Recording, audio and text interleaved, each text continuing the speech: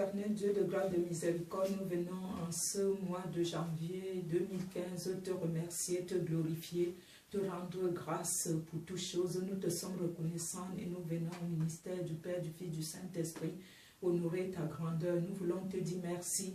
Nous te sommes reconnaissants. Nous avons péché en pensée par option et par omission. Nous te prions et t'en supplions de pardonner nos iniquités, ceux de nos familles, de l'humanité.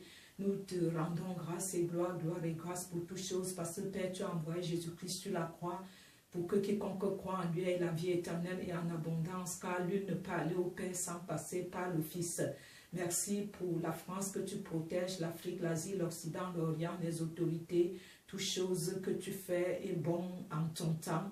Et les projets que tu as pour nous pour l'année 2015 sont les projets de bonheur, pas de malheur, car tu nous as fait des promesses que cette année est une année de providence, d'approvisionnement, et nous savions très bien que nos greniers seront remplis de moutes et que tu les rempliras encore en abondance, et afin que nous ne manquons de rien. Tu nous dis de rester fidèles à ce que tu reviens nous chercher pour l'éternité. Béni sois-tu et merci pour toutes choses. Amen. Oui, nous venons aujourd'hui, chers frères et sœurs, pour vous apporter le message de paix pour l'année 2015. Donc, je suis la servante de l'Éternel, la prophétesse, l'évangéliste Sylvie, qui évangélise dans les métros, les RER et les trains. Si vous me rencontrez, faites coucou. Je reviens devant vous de la part de l'Éternel des armées, Jésus-Christ. Je viens devant vous aujourd'hui, toi qui es à Bahamas, à Mokolo, à Yaoundé, en Konzum, en Kolifama, en Colisée, toi qui es à Montéjouvence, toi qui es à Capitole, toi qui es aux Bahamas, toi qui es dans les îles, toi qui es à Jussieu, à Versailles, toi qui es vraiment en Martinique, en Guadeloupe, en Haïti, toi qui es en Afrique, en Asie, en Occident, en Orient, prépare-toi pour que nous puissions décoller ensemble pour cette nouvelle année qui nous sourit, qui nous donne la santé. Et merci parce que nous allons partager le message de nouvel an 2015, de cette nouvelle année qui nous sourit avec plein d'abondance, plein de promesses de l'Éternel.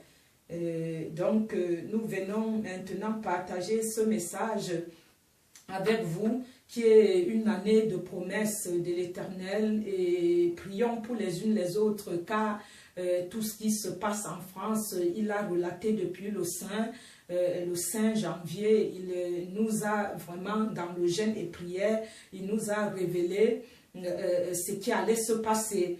Et malheureusement, ce qui allait se passer, quand il montre, même malgré les prières, ça se passe. Et il se révélait que ces personnes qu'il avait montré et qu'ils devraient tuer les autres, ils portaient le sceau du mal et qui n'ont pas trouvé vraiment en ces personnes qui sont décédées sa présence, une vie d'esprit. Car quand tu vis une vie d'esprit, et même quand on voit les choses sur toi, on prie, ça fait une réunion de bienfaits. Et bien, quand tu ne vis pas une vie d'esprit, quand les personnes prient pour toi, le moment que l'ennemi vient, tu es sourd, tu es aveugle, parce que tu ne vois pas spirituellement, tu n'entends pas spirituellement, et l'ennemi te tombe dessus et il t'engloutit. Et donc, il se révélait, et encore, il est quelques jours après tout ce mort, l'Éternel révèle que vraiment, voilà, il montre ces personnes qui vont se venger encore et qui sont en train de dire qu'ils vont attaquer les écoles, qui vont vraiment aller durement, ils vont frapper durement parce qu'eux, ils frappent durement parce qu'ils veulent faire une vengeance et qu'ils ne vont plus avoir pitié, ils vont frapper et même les écoles. Donc, je vous appelle à l'unité, comme je le dis, dans les RER, les métros, les transports, que vraiment exprimons-nous, c'est la laïcité, exprimons-nous, mettons-nous en chaîne, comme j'ai fait par les SMS, par tous les moyens, par Internet, sans l'unité. Je vous ai toujours rappelé, vu ma visite de l'enfer et du paradis, que le Seigneur avait dit sans l'unité, son peuple ne s'en sortira pas. Je vous demande l'unité encore, pas seulement un jour d'émotion comme ça, que chaque jour de notre vie nous apprenons a dit merci au Seigneur, à racheter le temps, à contempler la gloire de Dieu, à remercier Dieu et vraiment à savoir compter nos jours, les jours de notre vie, et à savoir soutenir les autres et leur annoncer, selon Matthieu 28, de 16 à 20, annoncer partout, aller partout, comme a dit l'Éternel, annoncer la bonne nouvelle. Sachant aussi que cette année nouvelle nous offre des grandes opportunités. Essayons de mettre Jésus en premier. Je lui ai promis que je le mettrai encore plus, de plus en plus en première position.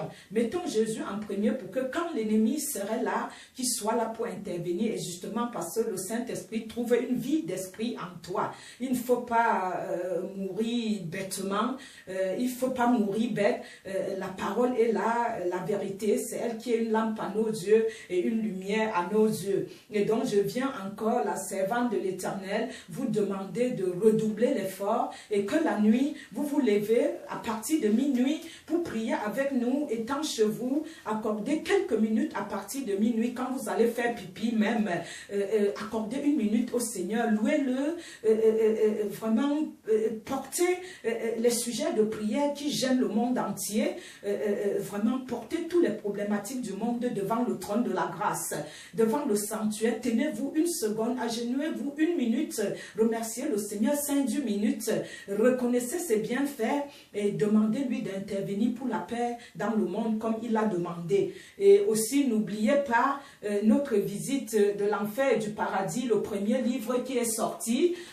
Nous vous demandons que la campagne qui serait au Cameroun le 15 août 2015, nous vous invitons, vous tous et toutes, de vous joindre, aller sur place, sauver les âmes, car l'Éternel a rappelé que son peuple mourait par manque de connaissances et que ce peuple qui se trouvait aussi au fin fond des villages était aussi son peuple, et il nous a envoyé d'aller au Cameroun annoncer la bonne nouvelle à son peuple au fin fond des villages. Et donc n'oubliez pas ce livre, vous pouvez aller sur le site secours-et-solidarité.com, www.secours-et-solidarité.com, pour pouvoir acheter, pour sauver une vie, pour nous aider à continuer à travailler sur la sécurité routière, la prévention routière, qui fait quand même 35 fois plus d'accidents mortels en Afrique que la moyenne européenne. Nous vous invitons à vous joindre à nous pour évangéliser, car nous cherchons des personnes pour nous joindre dans ce travail.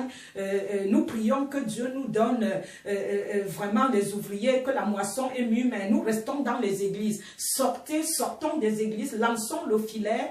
C'est dans les transports, c'est dans les rues, les marchés qu'il faut lancer les filets, pas dans la baignoise, a dit Renard Bonquet, puisqu'il n'y a pas rien dans la baignoise, et la baignoire représente les églises. Sortons du confort, allons dans le monde annoncer la bonne nouvelle. Nous sommes la lumière du monde, et la lumière luit dans les ténèbres. Le monde est plein de la gloire de Jésus, et les ténèbres y sont aussi. Frères et sœurs, sortons pour aller annoncer la bonne nouvelle qui est Jésus, car il nous dit, ils ne nous abandonneront jamais, mais allez partout dans les 4 coins du monde, allez annoncer la bonne nouvelle, allez les enseigner ce que je vous ai enseigné au nom du Père et du Fils et du Saint-Esprit. Enseignez-leur ce que je vous ai annoncé et que vous leur baptisez au nom du Père et du Fils et du Saint-Esprit, et qui serait toujours avec nous jusqu'à la fin des temps. Donc n'oubliez pas de vous joindre à nous pour combattre tous ensemble, pour lever l'étendard de la croix, pour montrer que sans Jésus nous ne pouvons rien, pour que la croix ne soit pas à vain, pour que la souffrance de Jésus ne soit pas à vain, pour que tous les disciples qui ont travaillé n'ont pas pu faire cela à vain, pour que tout ce travail ne soit pas à vain, que la Bible ne soit pas à vain, car c'est à nous à apporter le sel dans ce monde. Nous sommes le sel du monde, nous sommes la saveur du monde, nous devions apporter le sel pour donner de la saveur. Et le monde attend beaucoup de nous. Vous avez remarqué dans ce problématique qu'on vit en ce moment que la prière était élevée devant les politiques. Les politiques attendent beaucoup de nous. Ils ne peuvent rien faire sans nous. C'est à nous à leur éclairer. C'est à nous à apporter la lumière. Le monde attend beaucoup de l'Église, beaucoup des servants et des serviteurs de Dieu, au lieu de se manger, se jalousier, au lieu de de se haïr, c'est à nous à donner de l'amour, comme dit Jean 13, verset 34, aimez-vous les unes les autres comme je vous ai aimé, car Dieu est amour, et il vit en Jésus, Jésus en lui, et Jésus nous a laissé le Saint-Esprit à Jérusalem, et depuis il ne vit plus à Jérusalem, l'Esprit Saint vit en nous, nous en lui, et c'est à nous à avoir le discernement, prier pour que les masques tombent, pour que ceux et celles qui ne connaissent pas la vérité écoutent et comprennent la vérité, et enfin que la vérité les affranchit. Et donc, nous voulons aussi vous demander d'aller lire Somme 24, 7, 10. Et donc, nous vous demandons que dans la prière, vous commencez cette nouvelle année en prière avec le Seigneur et un passage dans la victoire et les percées.